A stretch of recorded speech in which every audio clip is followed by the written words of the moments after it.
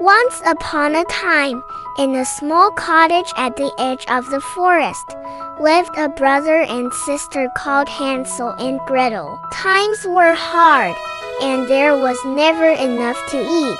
One sunny morning, they wandered into the woods, chasing butterflies and picking berries. But they wandered farther and farther until the tall trees closed in, and they realized they were lost. Just when their stomachs began to rumble, something caught Gretel's eye. It was a gumdrop sitting on the ground, then a lollipop, and then a trail of candy leading deeper into the forest. With wide eyes, Hansel and Gretel followed the path until they reached something they could hardly believe. A house made entirely of sweets. The walls were gingerbread. The roof was layered with chocolate bars. Windows were framed with candy canes, and the chimney puffed out sweet cotton candy clouds. Hansel asked, "Is this real?" Gretel answered, "If it's not, I'm dreaming, and please don't wake me up." They nibbled on the gumdrops stuck to the walls. They tasted frosting from the window ledge. They were laughing so hard they didn't hear the door creak open. Out stepped a woman in a candy pink dress and a sugar-dusted apron. She smiled sweetly.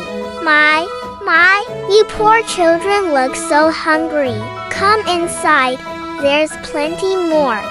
Inside, the table was covered with pies, cakes, ice cream towers, and mugs of hot cocoa with marshmallow swirls. Hansel and Gretel ate until they could eat no more. But what they didn't know was that this sweet woman was really a candy witch, and her favorite treat wasn't cookies. It was children. The next morning, Hansel woke up to find himself in a giant candy cage made of licorice ropes.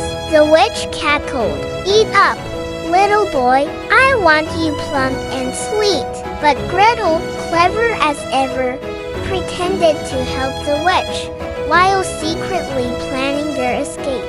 She noticed the witch was very proud of her enormous caramel oven. One afternoon, the witch told Gretel to climb inside and check if it was hot enough. Gretel gasped, "Oh, I'm not sure how. Could you show me?"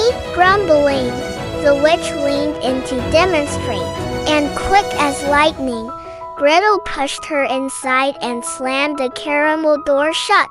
Hansel broke free from his licorice cage, and together they ran past the lollipop trees, past the marshmallow bushes, all the way out of Candyland. When they finally saw their little cottage in the distance, they laughed and hugged, promising never to wander too far again. At least, not without a map. The end.